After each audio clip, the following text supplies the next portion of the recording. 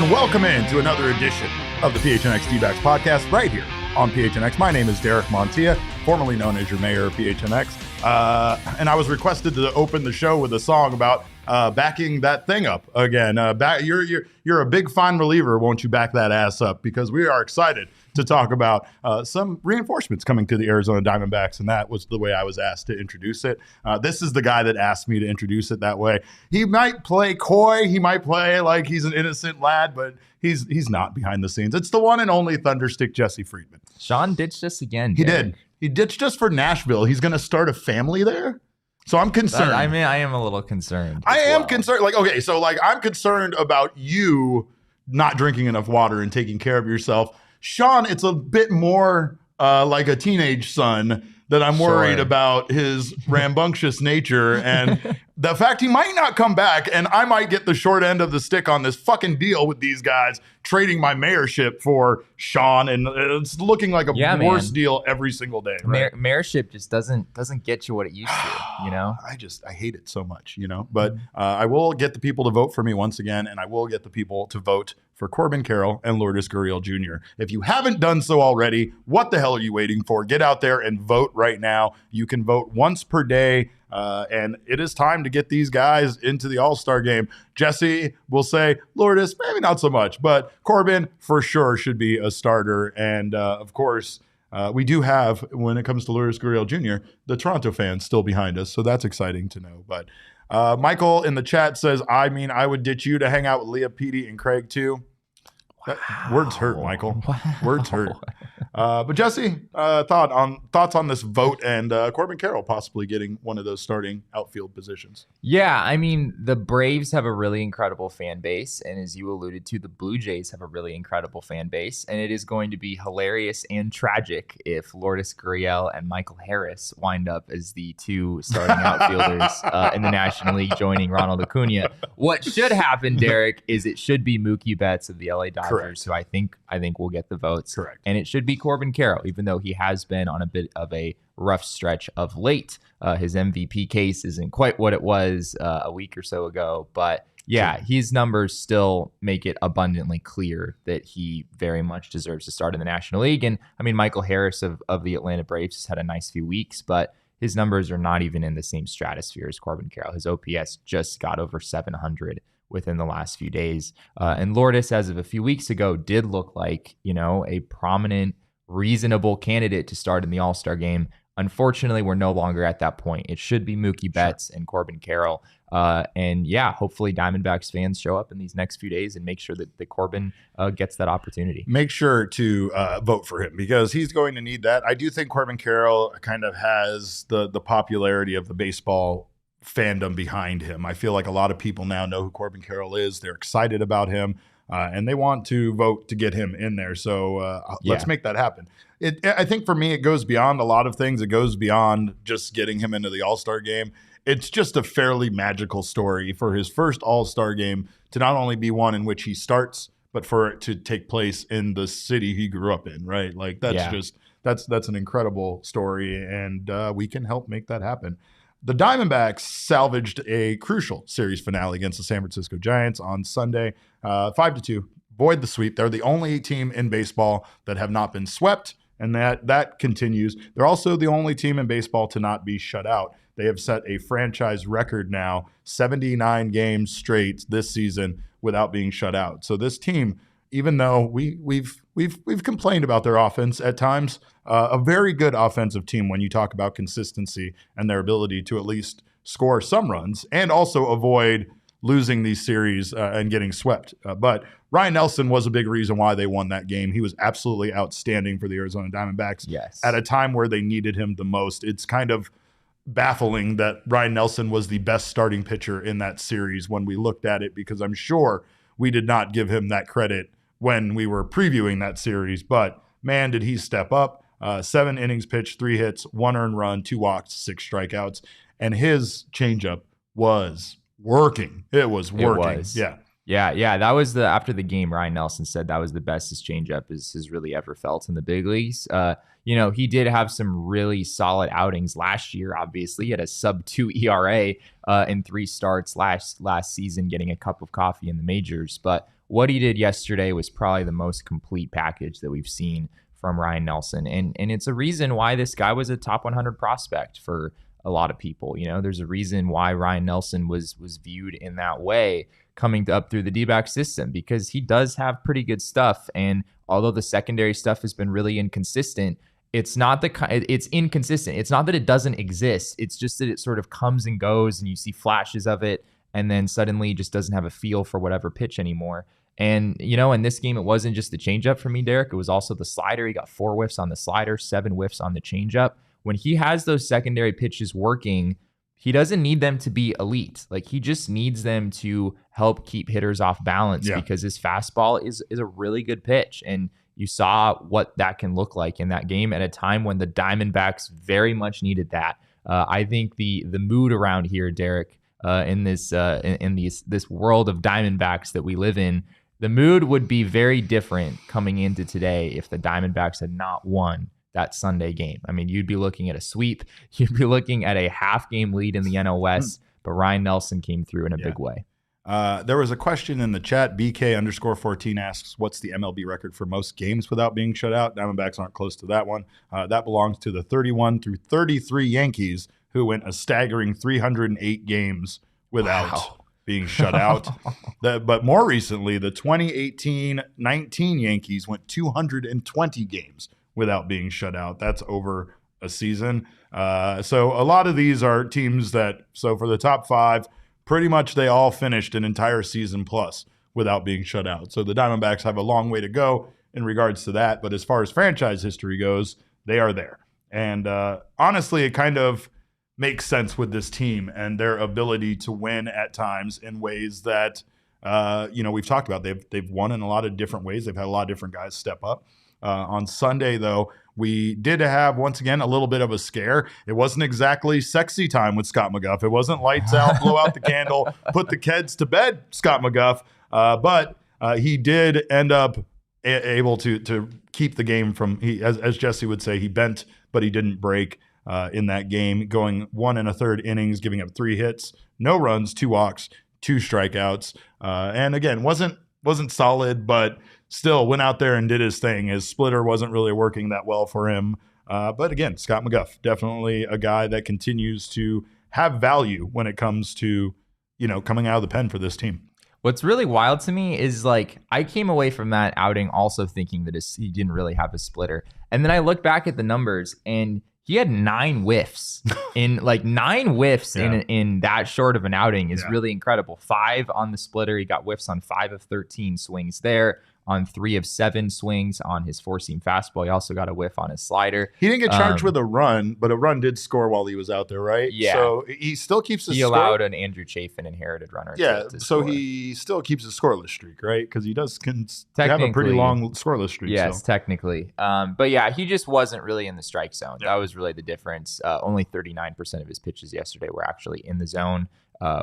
Which it doesn't need to be that high because you are getting a lot of chase on pitches out of the zone, but it probably needs to be higher than 39%. But helpful that the Diamondbacks have an off day today, so he's able to get a day off after throwing 38 pitches in that game on Sunday, which is probably about as many as the Diamondbacks would possibly be comfortable with him throwing. This off day couldn't come at a better time. We know they should have had an off day when they went to D.C. to play the Nationals for that makeup game. So this particular off day, I think 17 games in a row they've played, 17 days straight.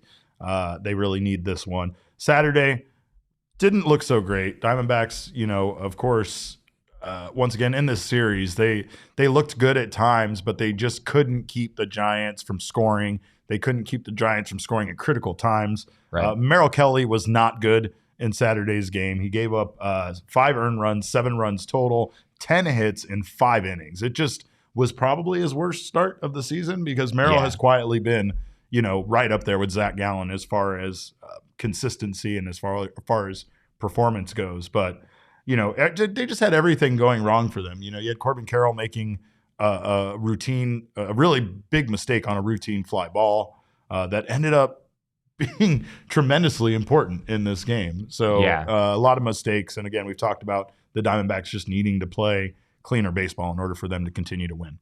I mean, that wound up being a 7-6 game. The D-backs had the tying run 90 feet away against Camilo Duvall in the ninth inning. So yeah, I mean, in a sense that just made things a little bit harder to swallow, right? Corbin Carroll made that, muffed that fly ball, as you said. That resulted in 2 more runs scoring. Merrill Kelly, though, was not good at all. 5 innings, 10 hits, 7 runs, 5 of those earned, 2 walks, 2 strikeouts.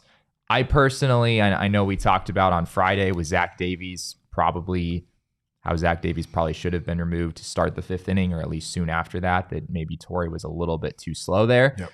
I mean, I know I kind of get it with bringing Merrill Kelly out for the 6th inning because he's been so good for this team. I don't really have a huge criticism of that, but it was clear that he just didn't have his best stuff in this game. And, sure enough, you bring him out in the 6th inning, it's a walk and a 2-run homer. And that also you could view as being the difference in this game. So a very winnable game in a lot of ways for the D-backs. They, Christian Walker cleared the bases with a double at one point. You felt pretty good about the D-backs' chances of winning. But yeah, between Merrill Kelly just not having his best stuff, I think the D-backs had a runner at third, 1 out.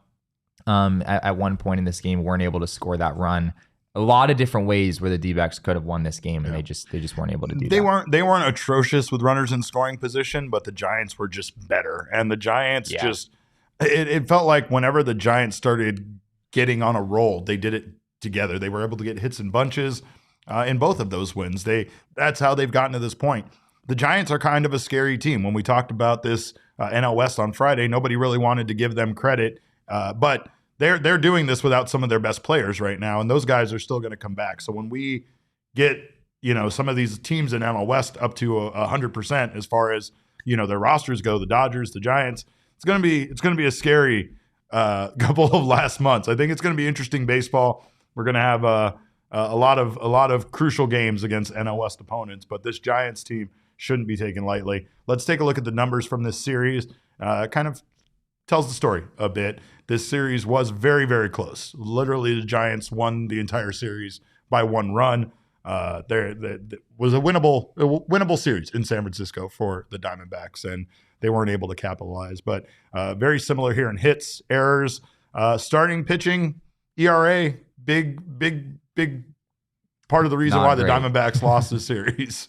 Yeah. The Giants got 2 really great starts in the series, right? Logan Webb and Anthony DeSclafani, and then they had their bullpen game, which really didn't work out very well. The Diamondbacks did score a number of runs in that game. But yeah, I mean, when the opposing team it's 407 with runners in scoring position across 3 games, it's going to be tough to come out on top.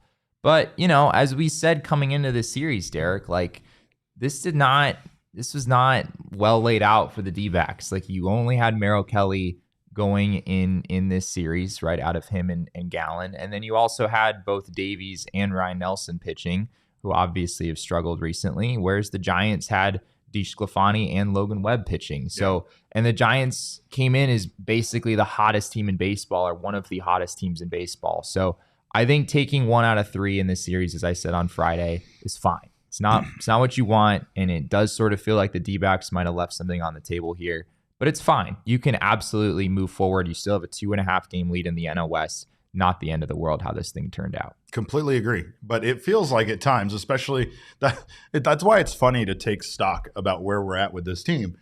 We would have probably killed to have the Diamondbacks be in the position they're at currly, right? Maybe 47-32 with a 2.5 game lead in the NL West and leading the division at this point of the season.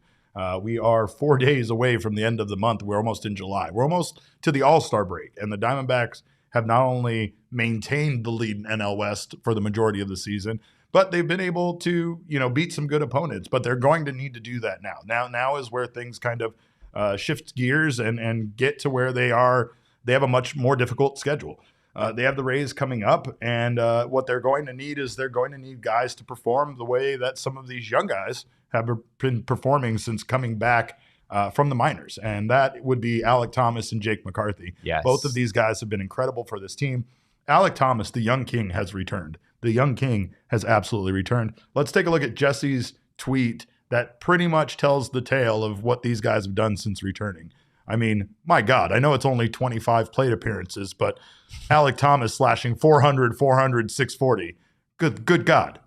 The number that really stands out to me more than anything is 14 on Jake McCarthy's ledger. The man has 14 stolen bases, Derek, in 102 plate appearances. What? I wrote over the offseason at one point how I thought Jake McCarthy actually could steal 60 bases this year, given the new rules and everything. Obviously, doesn't look like that's going to happen, just given how much time he spent in the minors and whatnot and how slow he started. But yeah, like he's on that kind of a pace. Like Jake McCarthy is stealing bases at an alarming rate. And he doesn't need to hit 320. He doesn't need to slug even 450.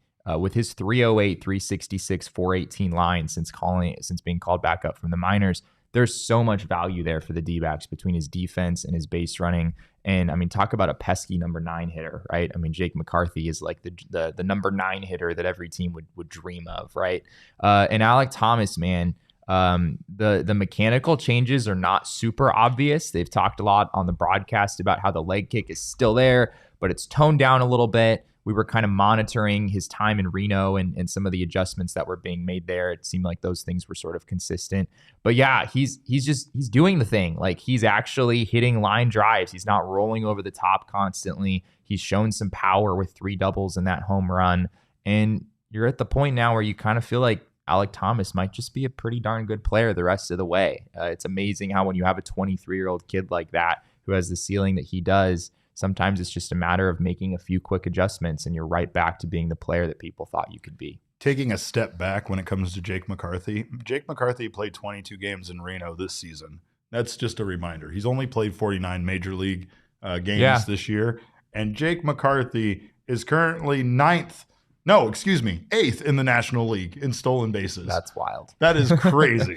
That is absolutely bonkers. But and it's going to continue to happen because this team really, I mean, their DNA right now is that creating chaos on the base path. Their ability to not necessarily, stand there and hit a bunch of dingers like we've seen in a few games this season, but to manufacture runs and to cause the defense literally to make mistakes with their speed and just the idea that they might steal, the idea that they might take extra bases. I mean, we're seeing teams make a lot of mistakes because they have to make a decision so quickly. And in some cases, people are just making terrible decisions. But Alek Thomas and Jake McCarthy aren't the only ones having an absolutely crazy June. Ketel Marte and Christian Walker have both absolutely stepped up for this team. I don't know if it's the all-star snubbing. I don't know if it's just the fact that these guys are absolutely solid baseball players, and it sometimes takes a little while, but they absolutely have come around. Maybe it's the Burger King commercial. I don't know, but that must be what it absolutely must be. Ketel though, Ketel has been crazy for this team, and honestly, Ketel not making the All-Star game, if he doesn't make the All-Star game, is an absolute travesty. This man is slashing 333, 458, 628 with 6 home runs, 20 RBI, 5 stolen bases. Look at this. These numbers are crazy. 17 walks, 14 strikeouts. Like Ketel Marte has been incredible. Christian Walker also incredible. Yeah, 372, 433, 628 in June for Christian Walker.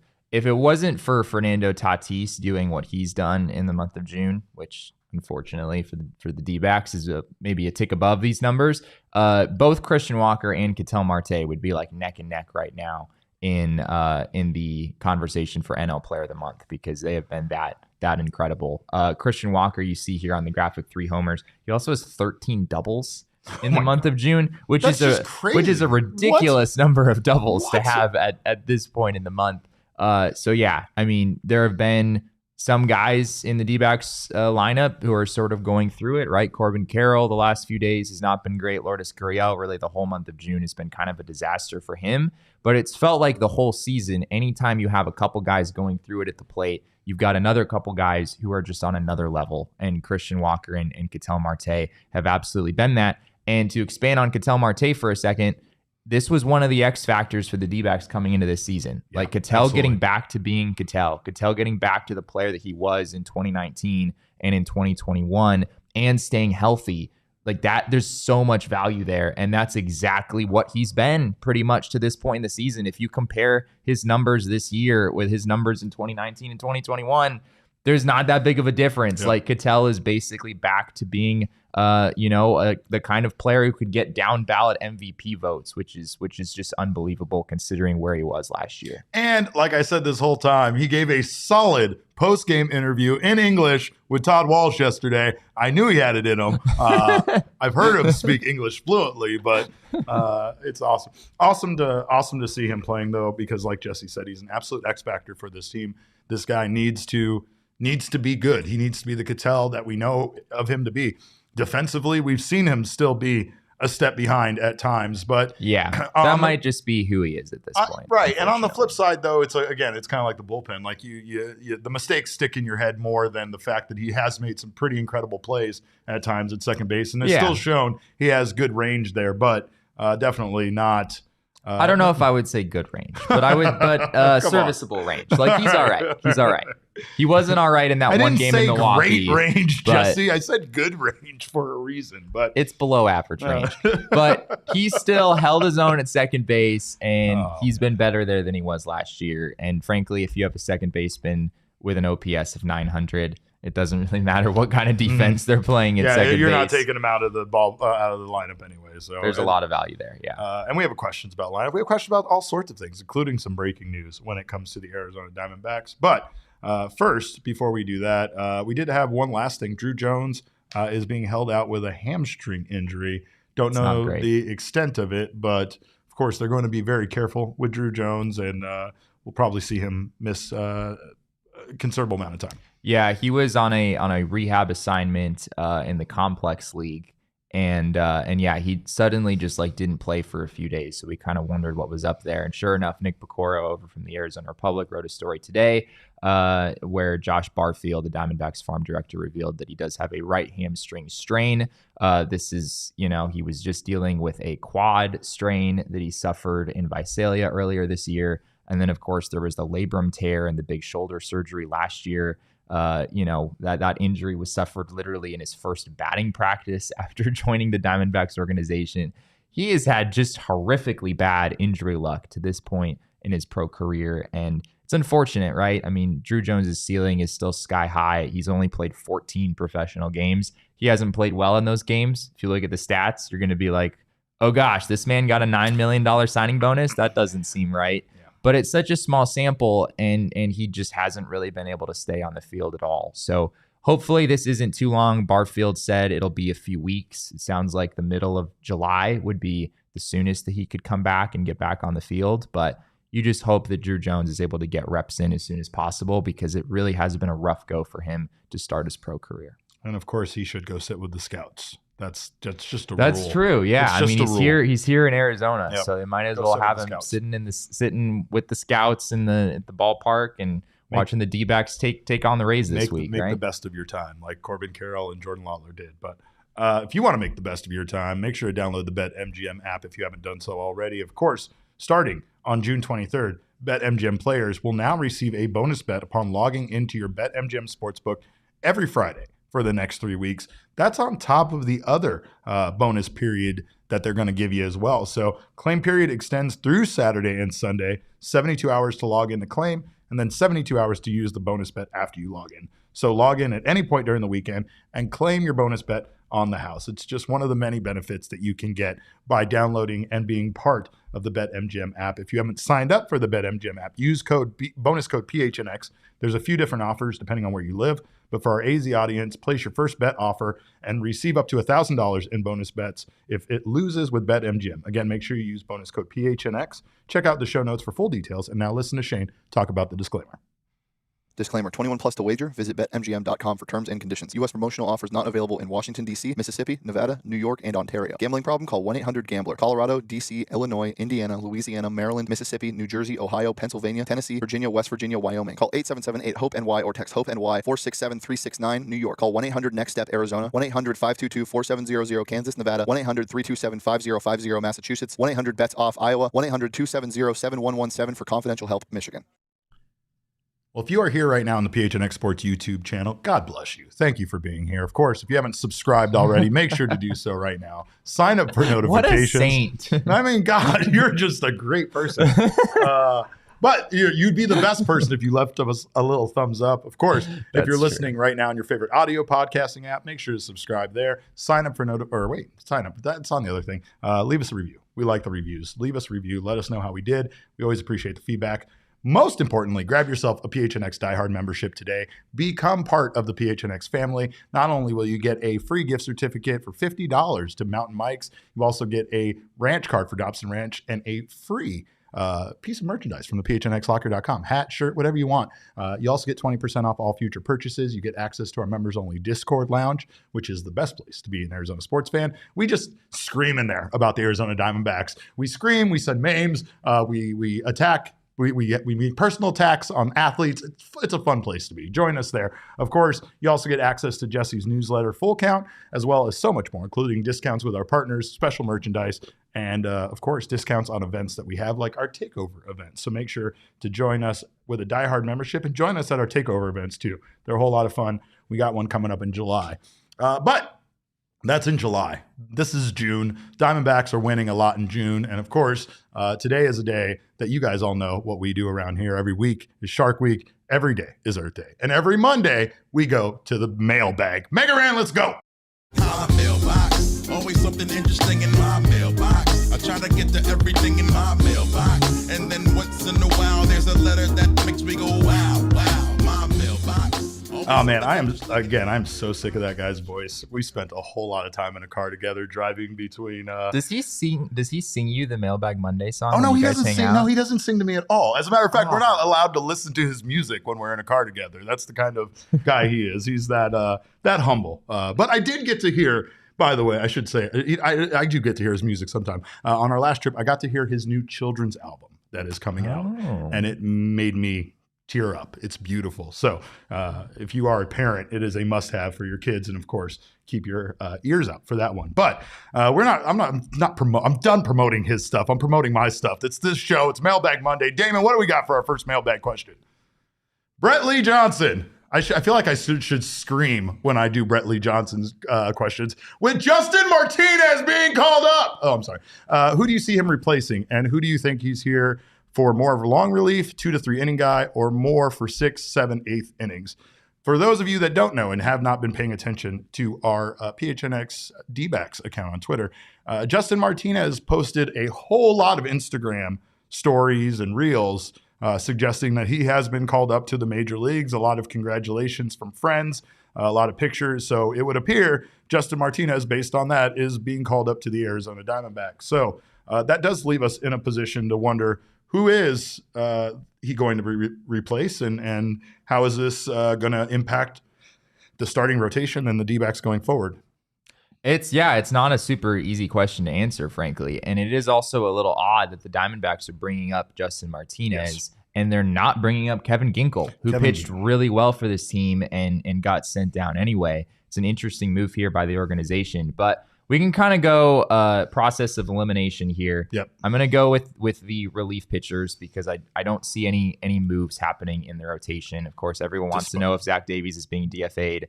Like 20 of the questions that were responses to this and the other tweet were basically Zach Davies getting DFA'd. I don't see it. Not at this point. I will say this, just playing devil's advocate, the only way I would see it is if maybe we see Dre moved up into the starting rotation. But they can't do that. They can't do that at this point. They've already said that they can't stretch Dre. They've already said that they see anymore. Yep. They could use him as like an opener guy, though. Right. So I guess they could use him as a starter in that sense. But that's very much not likely. I think that what we heard from them is that Dre is going to maintain that role in the bullpen. But that, if you're asking, that's the only way that it could possibly, this move could possibly impact Zach Davies being sent. Unless there's some sort of injury, I guess that would be the other thing. Sure. But yeah, so if we're just focusing on relievers, I don't think you're sending out Austin Adams. He's been good. Miguel Castro clearly off the table. Andrew Chafin clearly off the table. Dre Jameson's been pretty good. I don't see that.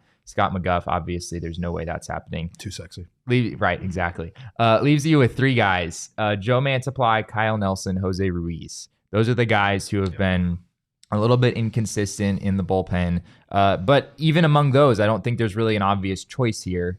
Joe Mantiply, right, the all-star last year, just came back from injury. Yeah. He has not pitched well recently, but I don't know if you're ready to pull the plug there. Kyle Nelson has not been good of late, but he actually was quite good in his most recent outing, I believe on Saturday in this series. Was really good in that game. And then Jose Ruiz is tricky because he doesn't have any options left. So if you're going to move on from Jose Ruiz, then you're moving on from Jose Ruiz. You're allowing him to depart from the organization. Maybe the D-backs are at the point where they'd be willing to do that, but they don't need to. Justin Martinez is already on the 40-man roster, so they don't need to make a 40-man roster move in order to make this happen. So it feels like one of those three guys to me, Derek, but as far as who it is, I don't know. There could be something else at play here. And we might just kind of have to wait and see how this unfolds. Absolutely. And we probably won't hear anything today because it is an off day. So most likely the corresponding move and making that news official will happen tomorrow. So we will bring you more information on that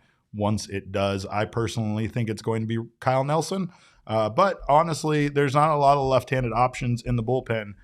Is Justin Martinez left-handed or is he right? Justin Martinez is right-handed. And we should probably talk about how Justin Martinez throws 100 miles an hour. We absolutely should. And has a pretty filthy splitter. Also throws a slider, which is not as big of a pitch for him. It's actually pretty much an identical pitch mix to Scott McGuff, actually. Just like add 5 miles per hour to the fastball. I like that. That sounds hot. That sounds sexy.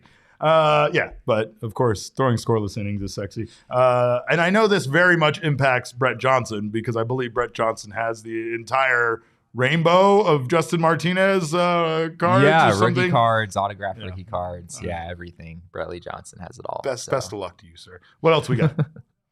Buddy CWP, Cactus on Ice asks, what would you consider to be the greatest strength of the D-backs in the first half, and what is the biggest area of improvement for this team in order to stay in the playoff picture? Fantastic question. I would say the greatest strength of this team would probably be taking a step back to what I said earlier, like not manufacturing runs, but their ability to make things happen on the base path, to score runs based on the fact that they take advantage of mistakes the opposition makes. They take advantage of lackadaisical play and take extra bases. Jake McCarthy will get on first on a ground out somehow, and then he'll still second and third. He'll make an out essentially into a triple before the next guy is even at the dish or before the next out is recorded. So I really feel like that is their best ability, is to just make things happen offensively when they don't really have a lot going on. I mean, we've seen it also be, kind of go in an area where they all can kind of slump at the same time. But this team this year has just had a wide array of contributions from everybody offensively. Yeah. That's why we kind of laugh about the Pavin Smith stuff, because even though Pavin Smith doesn't have great numbers, and even though Pavin Smith hasn't been very good at the plate, the times he has been good have been critical for this team to win games. And he's just one of those guys that at times have stepped up and helped this team win. That's probably one of their best attributes in the first half. The offense for me is, just the offense as a whole. The D-backs right now are 5th in the league in OPS with a 768 OPS, which is pretty darn good for an entire team to have a 768 OPS. Above the Dodgers, by the way. Yeah, the D-backs have scored 409 runs this year, which is tied for 4th in baseball. No matter what way you look at it, this offense has been elite, frankly. And that's why the D-backs are where they are. I know Zach Gallen and Merrill Kelly have been great, but the rest of the starting rotation has been so poor that the starting rotation as a whole isn't really a strength. The bullpen has been significantly improved from last year, but I still wouldn't say it's been a strength. I wouldn't really say it's above average. It's kind of been around average. But it's not a problem. Like starting pitching has more been the problem for this team. When you talk about agree with that. Problem, it's starting pitching. Their starting pitching is so problematic that it's kind of shocking that they have this record, considering the inconsistencies they've had. Some of the ERAs on the starting pitchers that aren't Merrill Kelly and Zach Gallen. And honestly, just the fact that they've had so many young guys in the rotation trying to balance out this team that is way better than they have business being. No, by the way, look what you guys are doing. People are trying to look what you guys are doing to the poor guys in the chat.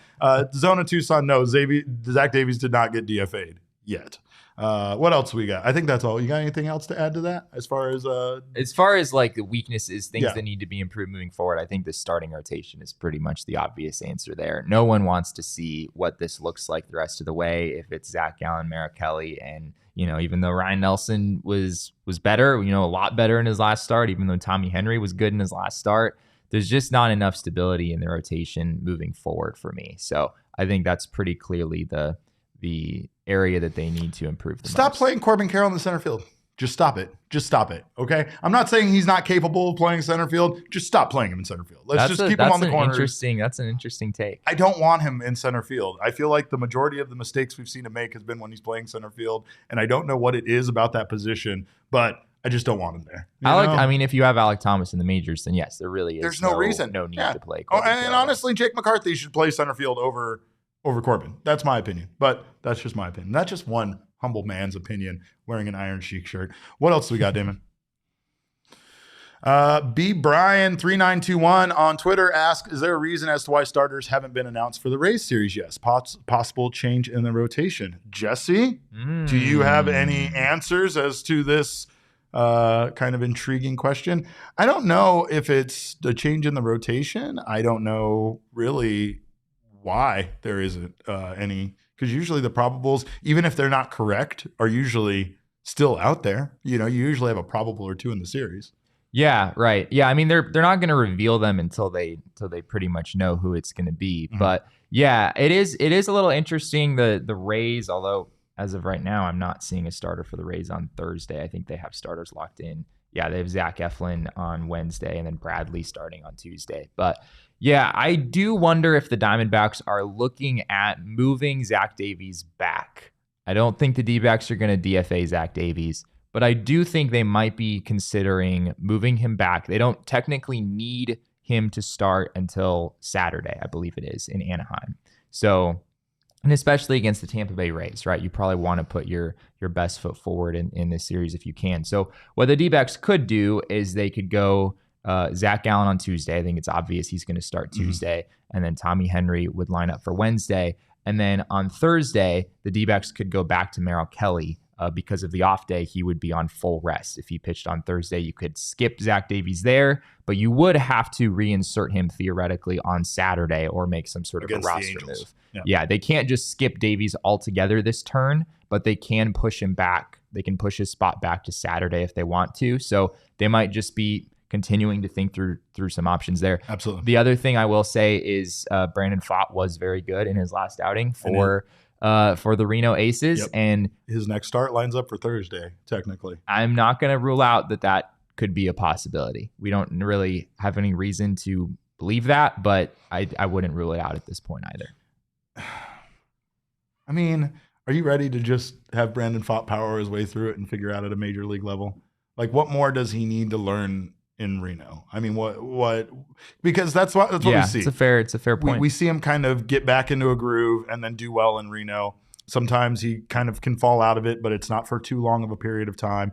He did get, obviously he got rocked in the major leagues, and that's not everybody's always going to come up and have the success that Dre Jameson and Ryne Nelson had last year. That was weird. It was magical. We can't wait until the Padres come back in town. That's too far away. We need Brandon Pfaadt here now. So I'm not against it, but I do like your first idea better. I like the concept of going up against essentially the number one team in baseball right now and putting your best foot forward, and that would be Zach Gallen, Tommy Henry, and Merrill Kelly pitching against them. And that's, I like that as the reason why we don't have probables yet. The other reason to maybe not bring up Pfaadt at this point is, if you were going to bring up Pfaadt, would you actually want to do it against the Rays? Like, do you want to be like, welcome back to the big leagues, kid. Here's the best offense in baseball. Yeah, but the Angels have been playing well, to be fair. So, I mean, the Angels, if you were to do that, it's also, you don't have another poor team coming up after the Rays that then you have to worry about that. Also, if he doesn't start against the Rays, we get into that whole thing of, well, he has to make his next start in Reno, and then that's going to push off his potential being called up another week or so, right? So, I also don't understand, like, if you were to bring up Pfaadt in the next few days, you're still probably not DFAing Zach Davies for reasons we discussed earlier. So, like, whose spot is he here to take? Like, if you're going to bring up Brandon Pfaadt, you want him to have a rotation spot. I would think. You're not DFA. So you're not DFAing Zach Davies. The Diamondbacks are not. I would be really surprised if the Diamondbacks DFA'd Zach Davies like this week. It could happen. It could happen not too far from now. I mean, I know the tweets have been floating around comparing like Zach Davies' last 3 starts with Madison Bumgarner's last few starts. There are those tweets. I've seen those tweets. Those tweets are out there. They exist. I've seen them. But there's not enough starting pitching depth here for me, for the D-backs to be like, nah, you can just walk. We don't need you. I don't know if they're quite there yet. That's for sure. That's for sure. All right, what else we got, Damon? Jacob Schultz on Twitter asks, is this D-backs fan base too reactionary? It feels like the sky is falling after every loss on Twitter. What do you think, Derek? Yes, the answer is yes. Well, I you know what I think? I think that the D-backs fan base is ready for things to implode at any given moment. And I think that's the worst part about how the history of this team has caused us to have trust issues, right? Like, you don't believe that this team really is as good as it is, despite the fact that Jesse read off the numbers to you that he did. They are an elite team offensively, and they have 2 of the best starting pitchers in baseball. That is the reason why the Diamondbacks are in first place in the NL West. Yeah. That is the reason why the Diamondbacks continue to have success. And I think that we are all waiting for it to come to a crashing end. I think we're waiting to see this team go on a losing streak and for this to all be kind of not real, right? Like a dream, like it's fake. And so the minute that they start losing, it's the, oh shit, here we go again kind of thing, right? It's the same thing with the bullpen. Bullpens blow games. It's just the fact of the matter. Bullpens blow games across baseball. This isn't something that's exclusive to the Arizona Diamondbacks. Only the Diamondbacks have blown games the last 2 years. But that's what I'm saying. Like, we've talked about how good some of these guys have been, especially it's the reason why we started the whole Scott McGuff's sexiest local man campaign. It's because Scott McGuff deserves his credit where credit is due. He has been absolutely lights out for this team, and so have several members of their bullpen, even though at times it doesn't really feel that way, and even this series in San Francisco proved that, where the bullpen really couldn't go in there and do what the Giants bullpen seemingly has been able to do, which is hold a lead or, hold those last couple of innings and not make it exciting. The Diamondbacks did, make it exciting against one of the best relievers on their squad though. So yeah, I don't know. I just think that we don't really know what's happening with this team. Like, there were a lot of expectations, and even people I think that had high expectations for this season,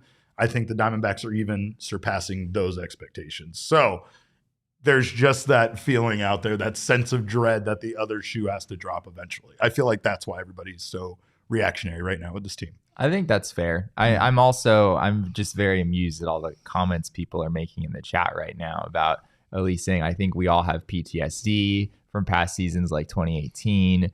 Charles Woodall Pike, it's never if things go wrong for Arizona sports it's just teams. When. It's just when. It's just if you're an Arizona sports fan, and I get it. I mean, I'm a big Suns fan. I was a Cardinals fan, but I just pretty much given up on them at this point, to be frank. He kicked that narcotic. Yeah, but yeah, I understand that the way that sports have gone in this city for a long time. And yeah, it's very much not just baseball, right? Yeah. Oh, yeah. You kind of are conditioned to expect the worst. So I understand that being a fan is an emotional experience, and you're going to ride the waves of those emotions. It also is, the D-backs are in a bit of a tough position. I mean, obviously you wouldn't prefer to be in third place than first place, but you do kind of have a target on your back right now in the NL West with 3 extremely good baseball teams right behind you.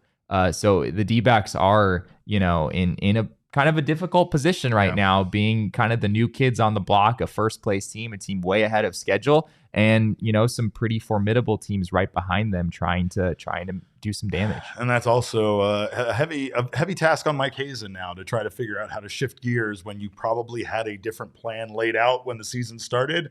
And now you literally have to throw that shit in the trash and literally go back to the drawing board and figure out what you're going to do. Oh, shoot, we're good. Oh, my God. What happened? So anyway, one more question, then we got some ad stuff to do. But our last question of segment 1 comes from Michael. Michael Rokicki. Michael asked, the sports gods offer the following trade. They guarantee the D-backs win the 2023 World Series. In exchange, Derek must give up watching wrestling.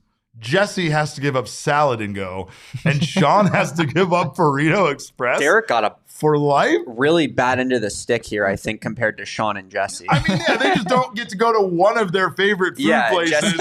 Derek got the thing that he loves most in life. And I literally have to stop watching the thing I've watched since I was 5 and currently have a job in.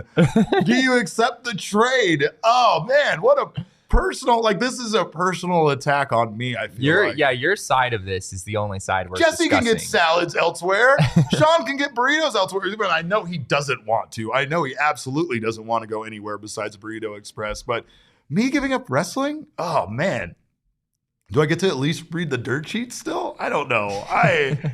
Oh, man. At times, look, at times, as a 42-year-old man, I have kind of gotten over watching wrestling. I watch a lot of wrestling, and it's hard for me to still feel like I enjoy it as much as I did. However, I watched Kenny Omega take on Will Ospreay last night, and it was one of the most incredible matches I've ever seen in my life. So the answer is no. I'm sorry. The answer is no. I will never stop watching wrestling for anything or anybody. And ask my wife. We've already had that talk. Jesse, sorry. I'm not giving you. You're still. Yeah, I don't think the people are gonna like your answer. You still get Salad and Go. I know they're not. I'm sorry. I got to be honest. That's one thing people respect of me is my honesty. Connor, what if says, it was? But it's a World Series. I know. It's a World Series. What if it was that none of us could watch baseball ever again? Ooh, no, Jesse. Why are you doing that? You get that World Series, but you just got to be guys dreaming about it for the rest of your life. You don't get us anymore. We go away because we can't watch baseball. We can still do the show. We That's just wouldn't be allowed to watch the games. we're be like, I don't know. Can you guys explain to us what happened in the 6th inning of that game? Because we're not allowed to watch it. We can still look at box scores and stuff, right? No, I don't like it. And Sean's not going to give up Burrito Express. I'm telling you, I know that. Sean's not giving up Burrito Express. No one here should give up Burrito Express because it's amazing. It's incredible. And they have a wide variety of delicious burritos. And I love every single one of them. They're all great. Make sure to check out Burrito Express around the Valley. They have multiple Valley locations, but of course, the best one is their Tempe location. Forks up all the time. They also do all sorts of wonderful community service, and they support ASU athletics and athletes. They also have some sponsored athletes. So we thank them so much for being a part of our thing that we got going on here. We thank them for their food. Their burritos are always incredible. Grab a burrito and follow Burrito Express on Twitter at BurritoEXP. And make sure to give the homies a shout out. Also, before we get on to more mailbag questions, we've got to thank our friends at MOR Furniture for, of course, furnishing Jesse's house, furnishing my house, furnishing the apartment. They've sold out of Chase Lounges all because of us. And Jesse is mostly the reason why that's happened. So if you wanted a Chase Lounge, sorry, you're out of luck. Make sure you wait until they come back into stock. But check morefurniture.com, of course, to keep an eye on their wonderful stock. Get whatever you want except a Chase Lounge because, again, sold out. But they helped us furnish our studios, and we couldn't have done it without their white glove delivery service. So do not sleep on that. Save big on the best furniture in the Valley when you head to morefurniture.com. And now we have some more Mailbag Monday questions. What do we got, Damon? Silas asks, at Silas on Twitter, asks, does Lovello have final say on the lineup card, or does the front office dictate who should be playing? Some of the decisions truly seem bizarre. This is 100% Torey Lovello. I mean, I don't know if he has someone in his ear at times. I don't know if there's other. Torey seems like the kind of guy that takes a lot of people's advice. So I don't feel like anybody's telling him what to do, but I feel like he's the kind of guy that would at times check in with his coaching staff and other people to see maybe if they had, some input. But for the most part, Torey does have final say on the lineup card. I think that is the reason why some of the decisions seemed so bizarre, mostly because Torey likes to run things a certain way. And Torey doesn't let things like hitting streaks or who's hot or who's cold or anything get in the way. He tends to have his game plan decided. It's going to be based on, the starting pitcher, and it's going to be based on his lineup and things like that. It's going to be based on who he feels like needs a day off. And he has those scheduled out. He's very much a player's manager where regardless of how good guys are doing, he feels like it's his job to rest guys and make sure that they're at their best at all times. So, I think that at the end of the day, that's the reason why his lineup seems so weird, is because he has no problem straying away from what the majority of people would do based on things like a guy just being incredibly hot, or like we've even talked about some of the series during the regular season that we feel are important, and Torrey still kind of maintains the same course regardless of the opponent. I think Torrey has the final say, but at least for me personally, I don't know. I don't know exactly what goes on there, and how much. I'm sure that the front office has some degree of input there. They have all the say when it comes to the guys they're giving him to be in the lineup. And that is very true. Torrey has made it clear at times that he has very little influence on that. Like, they might say, "Are you okay with this?" But for the most part, even if he says no, they might still pull the trigger because that's their decision at the end of the day. Is Torrey solely responsible for Pavin Smith being the Diamondbacks leadoff hitter for the time that he was? I don't know if I would be. I mean, I would assume so. That's the direction I would lean. But the reality is that we just don't know. We don't know exactly how those decisions are made. Very true. There are some things about Torrey, like you were talking about, how he likes to give guys those scheduled days off. Those kinds of characteristics you can tell are clearly from him. And he's the one who's making those things happen. But yeah, you're right. I mean, he doesn't have the final say over who, which players he has to pick from every day, right? And so, you might have to sort of make some compromises in your lineup, knowing that maybe you'd rather have this guy from AAA in the lineup, but you don't have that option. Like, I imagine I see Torrey as the meme from Silicon Valley where the guy's standing staring out the window every time he looks at like what Kyle Lewis is doing in Reno, like another 5-for-5 night for Kyle Lewis. Hand against window. All right, what else we got? Message from Cogs. Brian Bobbitt. Brian Bobbitt asks, timing for this question isn't the best since his last start was a clunker, but is it time we start discussing Merrill Kelly alongside Zach Gallen in the Cy Young race? Yes and no. I think Merrill Kelly is never going to get the credit that he deserves, to be honest. Even if he does put up amazing numbers, he just does it in a fairly unspectacular way where he doesn't get that many whiffs and that many strikeouts at times, but he just always does his job. Like, we've seen Merrill Kelly put up some extraordinary numbers in starts this season. And yeah, we'll go ahead and just leave that last clunker kind of out, of the discussion for now. But I think very much so Merrill Kelly is worthy of it, but he would not actually get that credit. That's what I feel like. Yeah, I mean, I guess maybe the spirit of the question is like, should he get that credit? Like, should he be in this conversation? Right. I think to some level, yes. I wouldn't say I would consider him a front runner. And yeah, I mean, he doesn't have the peripherals that Zach Gallen has. And in this day and age, there are a lot of baseball traditionalists out there who have votes. So I don't think you necessarily have to have those things. But, if Gallen and Merrill Kelly have ERAs that are similar, but Gallen has a FIP of 2.50 and Merrill has a FIP of 3.75.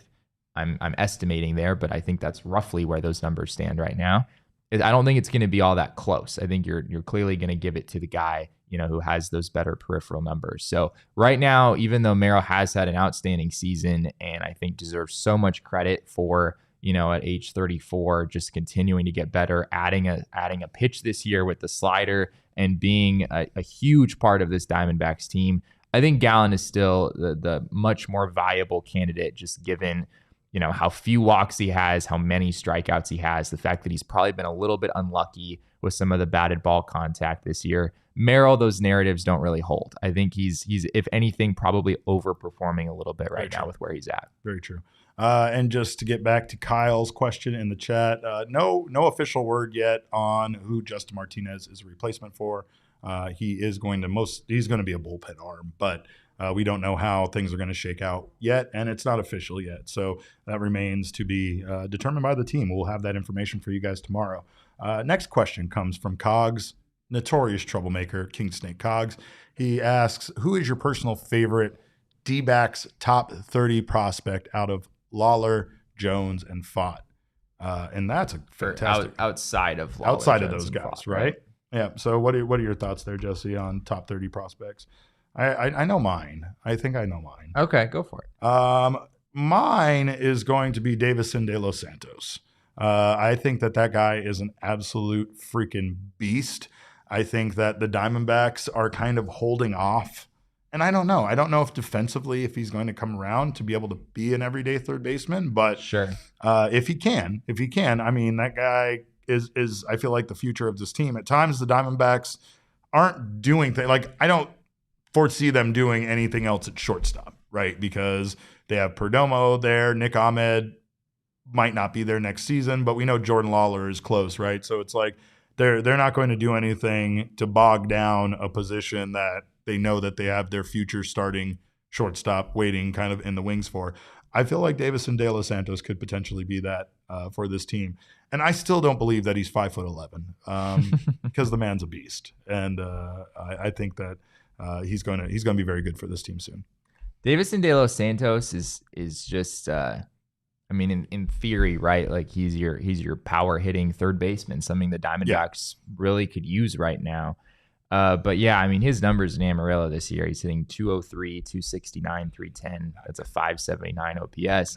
For a guy who doesn't have a whole lot of defense or base running value, yeah, you're a far cry there from where you need to be. Yeah. He is only 20 years old. So I think a lot of people are saying, you know what, let's wait and see. It's been kind of a disaster for him this year at AA, frankly, but he's so young that I don't think you're ready to fully move on from him at this point. This is a hard question. There's a number of different directions there are. I felt the same way. I also had Yumin Lin, obviously, with his extraordinary pitch selection that he has, and my God, his numbers this year have been incredible. There's been like a lot of praise coming out. And a guy you talked to, Ivan Melendez, another guy who, of course, just Hispanic Titanic. That's very relevant right now in pop culture. So I like that name, and it makes me laugh. It is, yeah. Ivan Melendez does have an incredible nickname. Yeah, he's a good one for sure. Ivan Melendez has had really an incredible year for Hillsborough. If you haven't seen it, we did an interview with Ivan Melendez a few weeks ago. You could find it on YouTube. It's also on GoPHNX.com. You can read the interview there. A lot of good stuff with that. They actually, over at Fangraphs, they just released their top Diamondbacks prospect list, which I think looks pretty different from what you would find at MLB.com or other places. But there's a number of younger players here, Derek, that I think are interesting. One of them is Christopher Torin, who is a name who is sort of caught on. They have him at 8th on the list. And he's a guy that they have listed as potentially having a 70 hit tool in the future, which is insane, right? I mean, that's big time. That's big time contact ability. So he's one guy that comes to mind. He's a middle infielder, probably a second baseman.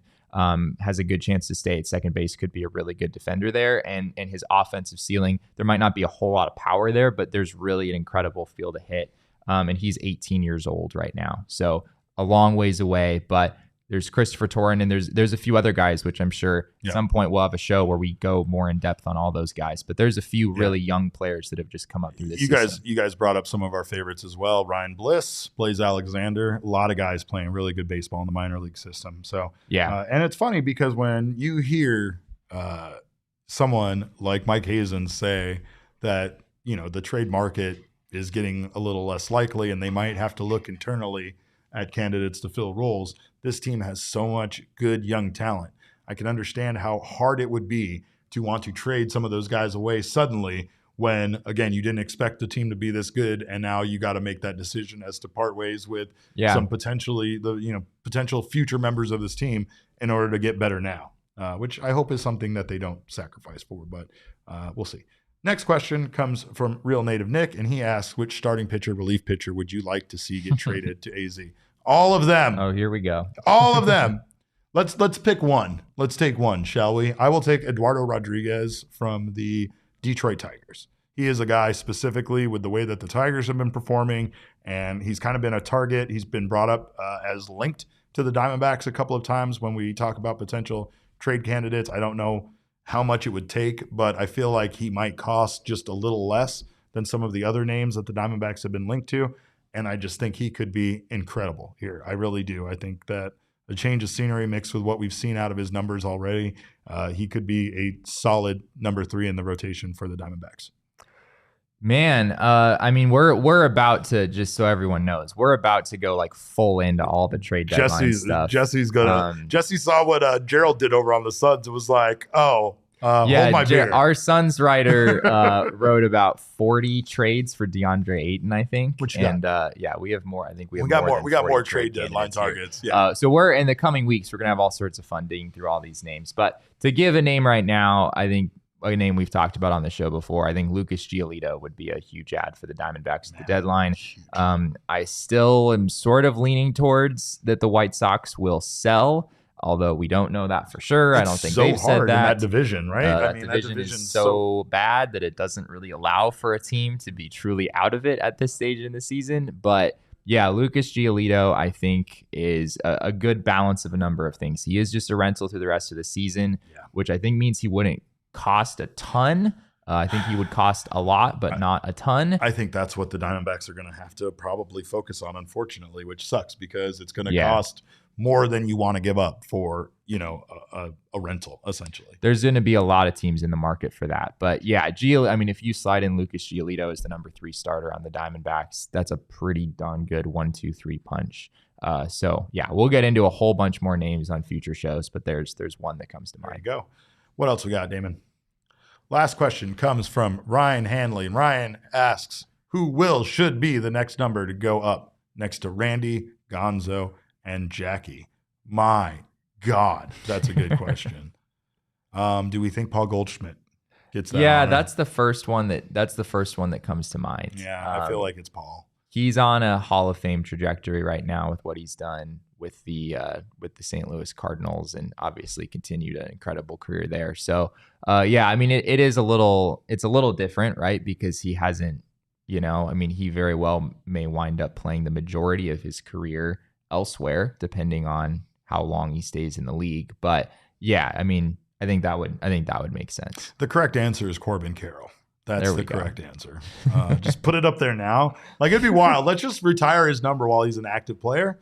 And I think everybody's fine with that, right? I don't think there's too much pressure on young Corbin Carroll. Not like he doesn't have the entire pressure of being potentially the first MVP / Rookie of the Year candidate in like 20 years, but whatever. Anyway, you need to go check out this team if you haven't done so already, especially on the road. And if you do go on the road, make sure to stop by Circle K. Fill up not only yourself, your car, but your soul with Circle K.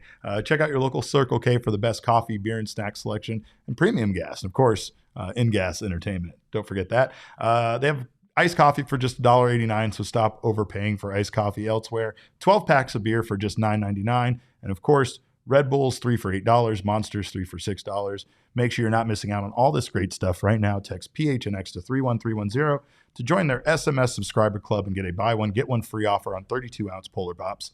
Head to circlek.com/store-locator to find Circle K's near you. And while you're there, of course, pick up the official craft beer of the Arizona Diamondbacks, Four Peaks Rattle On Red Ale, and as well as all their wonderful varieties of beer. Get them wherever you get your beers. Of course, get them at Chase Field at the Four Peaks Draft Room, where we will be hanging out before our D-backs takeover events. Check out in our events page for more information on dates and tickets for those takeover events. And of course, before the end of this month, get over to fourpeaksforteachers.org to nominate, donate, or reserve your kit for to thank a teacher. Teachers, they don't get thanked enough. And of course, this year, Four Peaks is trying to thank them with 11 $1,000 cash grants, and one lucky teacher will win a teacher's lounge renovation provided by Four Peaks. To thank a teacher, again, go to fourpeaksforteachers.org and complete the form to enter their chance to win. Nominations are due June 30th. And teachers, if you get a chance, head out to the 8th Street Pub. Of course, every Tuesday through July, you bring a valid teacher ID and you will receive $4 pints of Kilt Lifter, Wow, Hazy, and Hop Knot. Check out at Four Peaks Brewer at Four Peaks Pub to keep up with the latest in Arizona's hometown brewery. Must be 21 years or older to enjoy Four Peaks, and please drink responsibly. Well, that's all we got. BK trying to slide in with a last-minute question. Should we give Gallen an extension at the end of the season? Give Gallen an extension now. Extend him as soon as possible. Do it yesterday. There's no question about the Diamondbacks wanting to extend Gallen. It's more about Gallen wanting to extend his career with the Diamondbacks. And unfortunately, things are pointing in the direction of that not happening, but I don't want to end on a low note, and I feel like you forced my hand with that. So I will say, well done, we love you guys so much. The Arizona Diamondbacks remain in the National League, a number one spot in the National League West. And of course, they have a big game tomorrow. Nothing today, so go enjoy yourself. Have a wonderful day off. and get back with us tomorrow. We will be having our post-game show tomorrow after their first game with the Tampa Bay Rays. We will be out there at Chase Field. Jesse might stick around. I don't know. Sean's gone, so Jesse can't stick around. See, there's a cascading effect when Sean goes and starts a new family in Nashville, and now we are left to figure it out. We're his old family that now have to pick up the pieces, you know? But in the meantime, you can follow us on Twitter. I am at Cap_Caveman with a K. Jesse is at Jesse and Friedman. Damon, the maniac behind the Mac, he is at Damon Dog, DAWG at the end, and then you have to do a little woo-woo before you follow him. Of course, our show's at PHNX_Dbacks, and all roads lead to at PHNX_Sports on Twitter, Instagram, and Facebook. We thank you guys so much for stopping by. We appreciate your time. And remember, kids, baseball is fun, but it is so much more fun when you don't leave us to go to Nashville.